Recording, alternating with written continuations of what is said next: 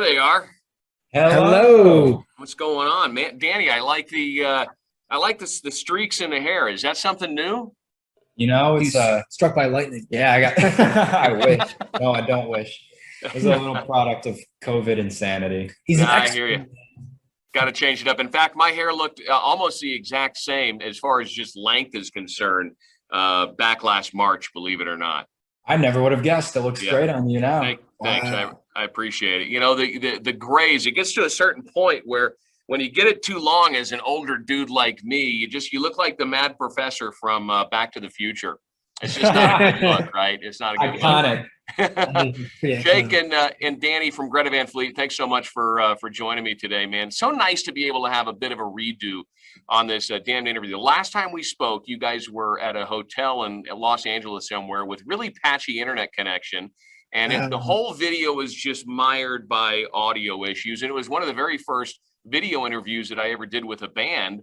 And at that point in time, I said, oh my God, do you know you guys are about to blow up to be like the biggest band in the rock music genre in the last century? And sure as hell, it seems to have happened. Congratulations on that, man. What a trip, right? Yeah, Pretty it's outrageous. been wild. A Yeah. non-stop ride so far. Yeah, no doubt. The pandemic has really shaken the world of live music, obviously. What's the most important thing you guys as a band and as individuals have been able to do in light of the shutdown that you probably would not have been able to do otherwise?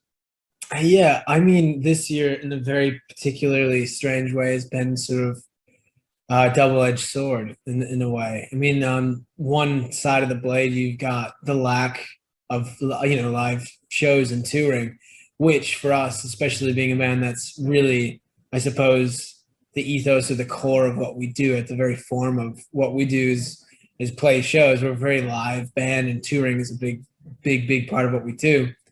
We haven't been able to do that, but I suppose on the other hand, we've been able to sort of take that sort of creative liberty and that creative energy and sort of, I think move it somewhere else where we've really been able to focus on sort of the visual representations of the album work that we've done, being able to like co-direct a lot of these music videos that we've been coming out with.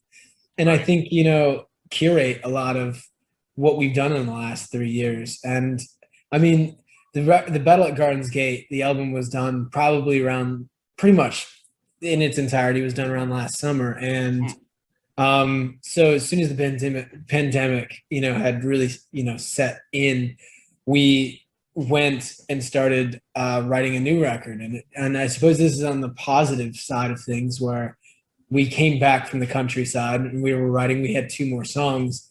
And they didn't belong on this new record. They belonged on the Battle at Gardens Gate. So you have the Barbarians and Caravel made that record, but that was done during this time. And if we hadn't had, COVID, then I suppose that's something that wouldn't have happened, as well as being able to digest what's happened to us over the last 3 years. Ease off the throttle a little bit. Yeah. Yeah, for sure.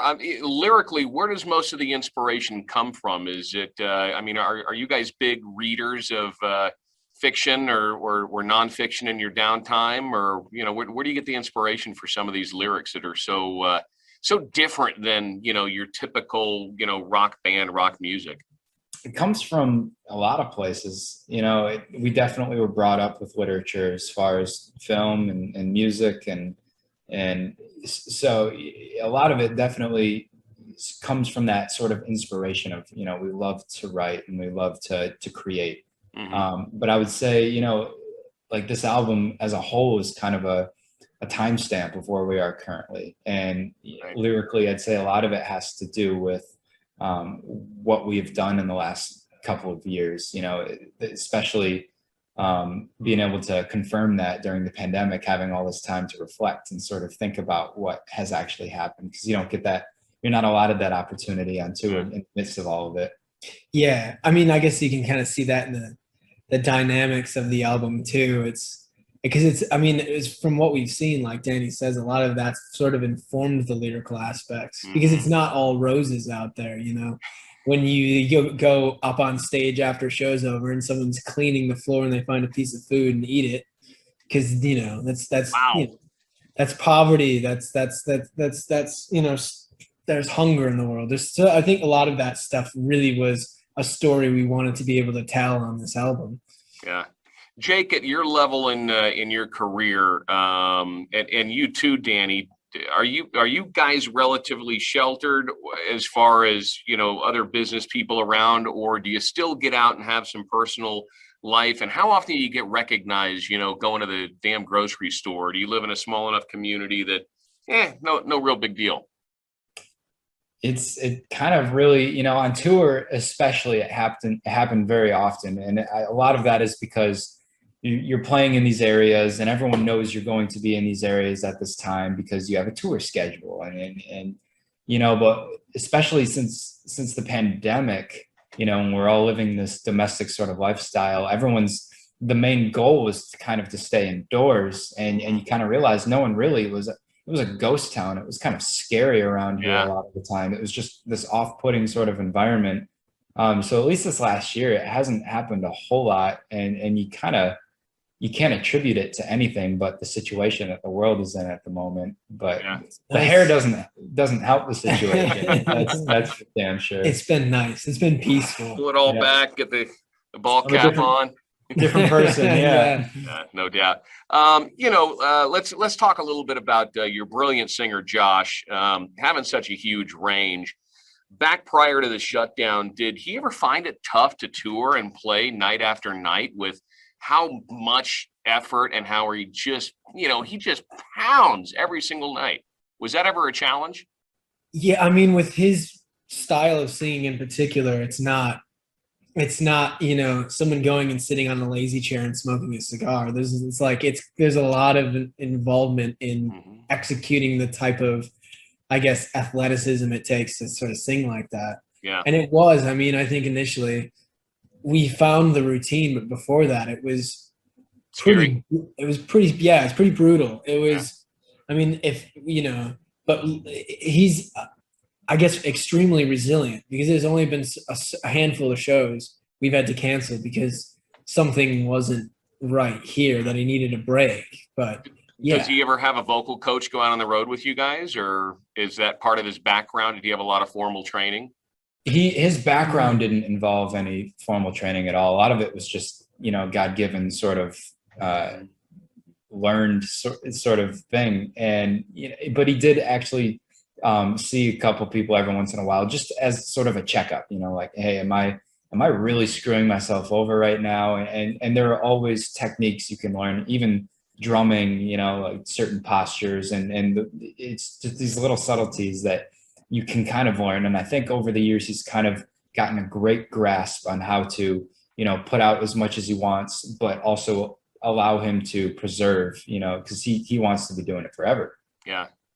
Jake, was there ever any struggles growing up in the household with, with Josh wanting to hog up all the hot water because he was singing in the damn shower?